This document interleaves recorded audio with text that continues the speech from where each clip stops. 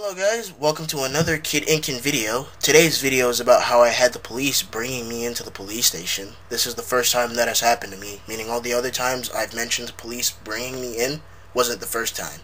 Yeah, I had a great life. Before I get into this story, I just want to get into my relationship between me and the police. Our relationship isn't so well. After numerous times of false emergency phone calls, rehabilitation, hospitalization, therapy, and many other great things in life, I'm pretty sure up to this day the police must love me. I'm being sarcastic. The police does not enjoy me at all, which is the main reason why I never go to the police to solve any problems I have right now. Whenever I would go to the police for me to explain an issue with my family would do the same, but except they tell a different story than I do, making the police taking my family's side and not mine, then let me get consequences. The worst consequence I got was 1 day of being in a hospital, 3 months of rehabilitation, and 1 month of house arrest. I was 11 years old at the time. Due to all of this mayhem I have with the police, it makes me look like a complete disgrace to my family, and more than half of the time it's not even my fault.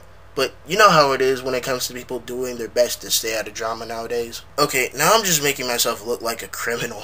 I'm really not one. I just have a lot of unfair fights with people.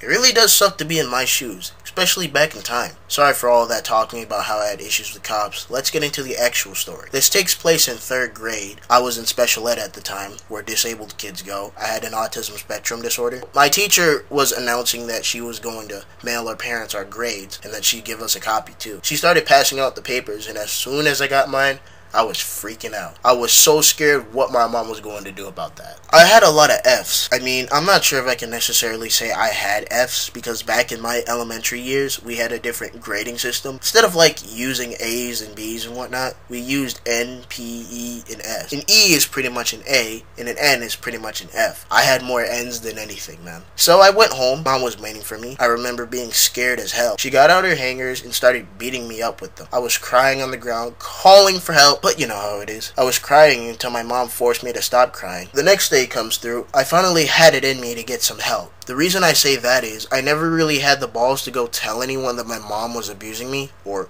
quote-unquote discipline. But since I got so fed up that I let my mom beat me up and treat me like garbage over elementary grades and whatnot, I finally decided to do something about it. I went to my teacher and told her the full story about how my mom harms me whenever I do something wrong. She decided it would be a great idea to bring a cop to talk about this, and I already regretted my decision. I decided to change the story up a bit to make it look like it's nobody's fault. I don't remember how I did it, but I did. When the school day ended, the cop brought me to the police station. I had to wait there for an hour. I was watching SpongeBob in the waiting room. Great show. Finally, a guy told me to come in his office. I told him the exact same story I told the cop, and he called my mother about everything. So I went in the bathroom, crying my butt off, because I knew nothing is going to end well. After that, I went out of the bathroom. After all of that madness, the cop decided to drive me home. I didn't get home until like 10 p.m., and me being 9 years old, I thought that was late as hell. I knocked on the door, the cop put on his flashlight and looked through the windows to see if anyone was home. Thought that was a little weird. My mom opened the door, and oh boy, was I glad to see her. The cop gave a little speech to my mom about what happened today. Cop left. I didn't get my butt whooped this time, and my dad found out about that. Wonderful. The moral of the story is, if you have parents that violently abuse you over an F on a math test, or you crash their car, anything, do something about it. If you are a parent that violently abuses your child over an F on a math test, or the child crashed your car, anything, stop it. As soon as your child calls 911 about your excessive use of child abuse, or what you call discipline, your butt is going to Razor Blade City, also known as jail. Behind Bars by Slick Rick reference. Love his music. Don't do drugs, stay in school, get them good grades, and don't get into issues with cops. Trust me, I've been there. Well, it's good to know my mom doesn't do any of that quote-unquote discipline no more. I just hope people understand what they're doing, because there is a lot of child abuse that happens around the world, especially with African Americans. If you guys like the video, please like. If you're new to this channel, please subscribe. Follow me on Twitter and Snapchat at KidInkin. Links will be in the description below. Share the video around, and I will see you guys next time. Peace out.